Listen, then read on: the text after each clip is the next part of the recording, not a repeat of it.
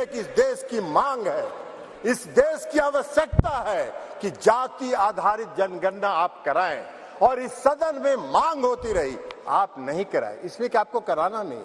आप गरीबों को, अति पिछड़ों को प्रति न्याय करने में आपका विश्वास नहीं है, आपका भरोसा नहीं है, इसलिए आपने जनगणना नहीं कराया। और अगर आपने शुरू करा होता, अब तक तो जनगणना खत्म हो गया होता और आज लागू हो गया होता ये महिला आरक्षण बिल, आज इसकी जरूरत नहीं होती। लेकिन आपकी मंशा नहीं है।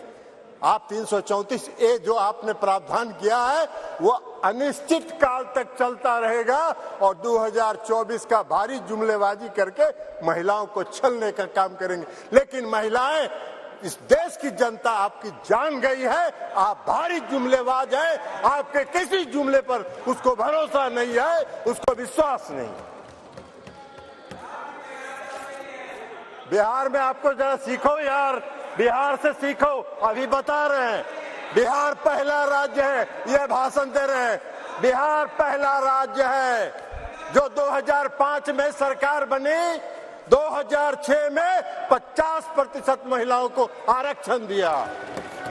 2015 में सरकार बनी, महागठबंधन की सरकार बनी।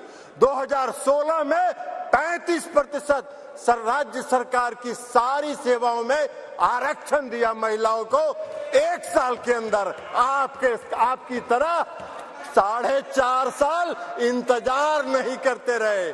कल प्रधानमंत्री जी का सुन रहे थे, आंकड़ा की बात कर रहे थे। अरे आंकड़ा तो आपको 2019 से था, काहे नहीं किया आपने? जब बेंगलोर में, पटना में, बंबई में मीटिंग हुई तो आपकी घबराहट हो गई और उस घबराहट में आप लेके आए।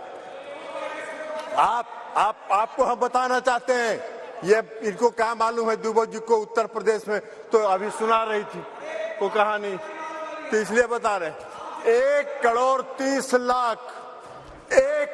30 लाख ग्रामीण महिलाओं को बिहार की सरकार ने जीविका के माध्यम से सशक्त करने का काम किया है, गरीब महिलाओं को।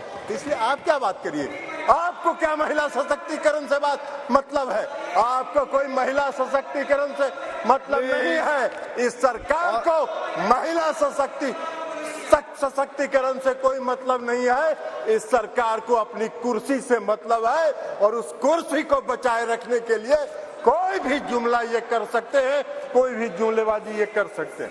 इसलिए आप कह रहे हैं नारी, आप कह रहे हैं जातीय जनगणना, आप तो देश की मांग है, आप कहिए, आप आज ऐलान करिए इस सदन में कि हम इस देश में जाति आधारित जनगणना कराएंगे। आप नहीं कराना चाहते इसलिए कि आप उसका विरोध करते हैं, आप आरक्षण के विरोधी हैं। 2015 याद करिए क्या हुआ, बोले थे आपके जो संस्थापक एक हैं, पीछे से जो संस्था आपको जो गाइड करती है, उसने क्या कहा था आपको? आरएसएस, ये लोग बता रहे हैं आरएसएस, मोहन भागवत जी थे, उन्होंने क्या कहा कि आरक्षण पर पुनर्विचार होना चाहिए। अरे वाह भाई, बाहर सरकार आप चला रहे हैं, आरक्षण पर पुनर्विचार होना चाहिए। आरक्षण कोई आपकी कृपा से है? आरक्षण आपकी कृपा से नहीं है, संविधान के प्रावधानों के अनुसार है।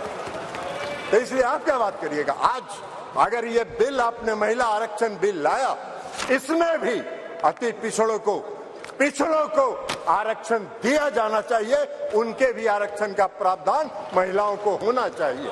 हम लोगों ने किया है, हम लोगों ने अति पिछड़ों को 20% का आरक्षण दिया है बिहार में, पंचायती राज व्यवस्था में, नगर निकाय में एकल पद पर दिया है, एकल पद पर आरक्षण दिया है। ये क्या बात करेंगे, ये भी प्रवचन दे रहे हैं, एकल पद पर मिला है। और अभी जब राज्य की सरकार ने, बिहार की सरकार ने जब जाति आधारित गणना कराने का फैसला किया तो सुप्रीम कोर्ट में केंद्र सरकार उसके विरोध में खड़ी हो गई और सुप्रीम कोर्ट उसका विरोध कर रही है। ये इनका चेहरा है, ये इनका चेहरा है। और ये बात करते हैं नारी शक्ति का जो